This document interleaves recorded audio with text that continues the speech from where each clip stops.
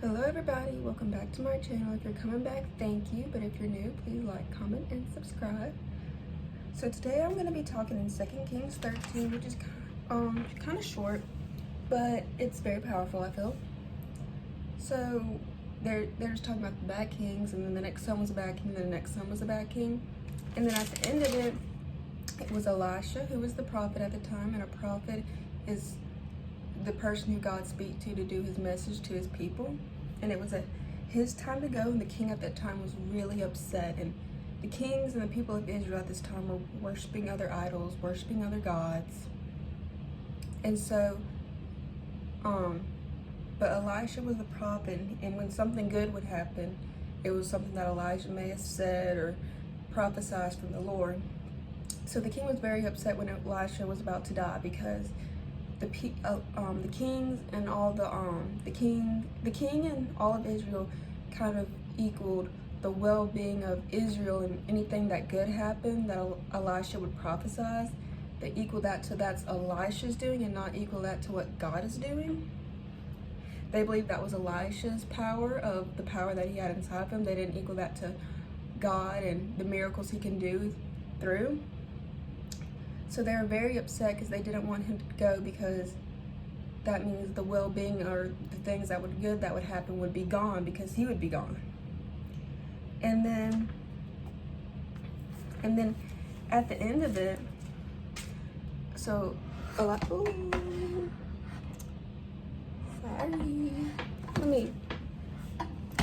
sorry, technical difficulties. Okay.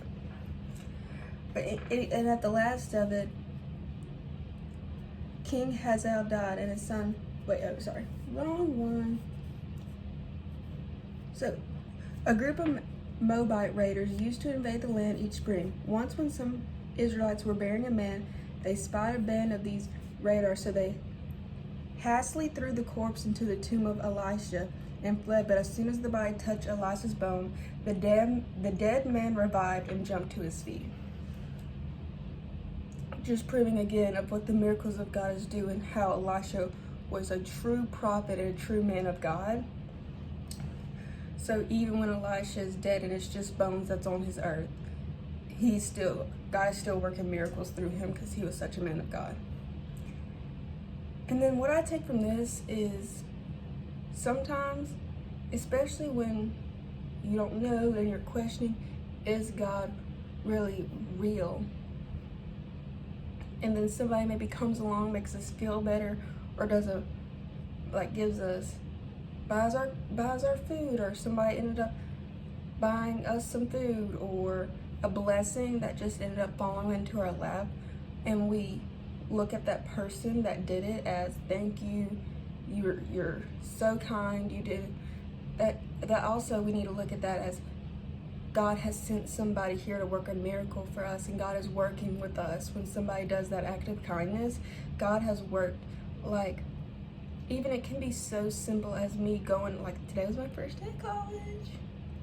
That's why you got the new scenery here.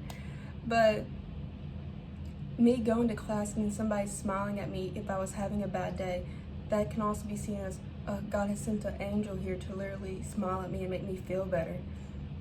If I'm sitting alone and somebody comes up and talks to me and has a good conversation, and that has happened before, and it's like, oh, God has sent somebody there just to make me lift up my spirits a little bit. Or if I see somebody end up talking to somebody and they end up being at this church and I get invited to the church, that's God sending somebody. God sends people all the time. God sends angels to come and help us and lift up our spirits. So I think it's good to be very aware of what kind of people God is sending, and realize those are miracles that are happening from God. And we don't need to just say, oh, that just happened. Like, when that person's gone, our miracle is gone. Like, no, that's not it. He is still there, but he lifted up our spirit so we can go to that next step of what we're meant to do. So it is important to know that God will send miracles down in different forms, in different ways that we can never imagine, and know that he sent that, and He is lifting up our spirit so we can move forward in our life to go to the next step that God has intended for us. He's just sending down these miracles and signs that we are going in that right, of us keep going in that right direction where He sends, and it doesn't even have to be people. It can sometimes be job opportunities. Some money maybe was set up, like I would go to church, but I have to have those extra hours, and then so I can get money. Well, and then all of a sudden some type of job pops up where I can have that extra money and go to church. It just, different things and opportunities can pop up. It doesn't always have to be a person.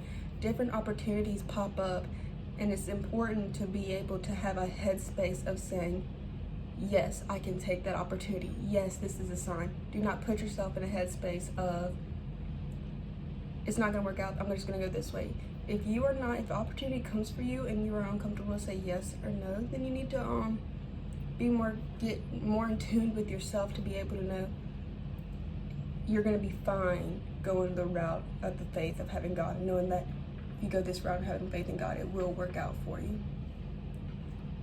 So just be open to signs and people and miracles that God may send you, and be flexible with that, and know that that is a helpful step to get you on the step in the right direction. God is right there helping you through it. So thank you guys for watching. Please like, comment, and subscribe.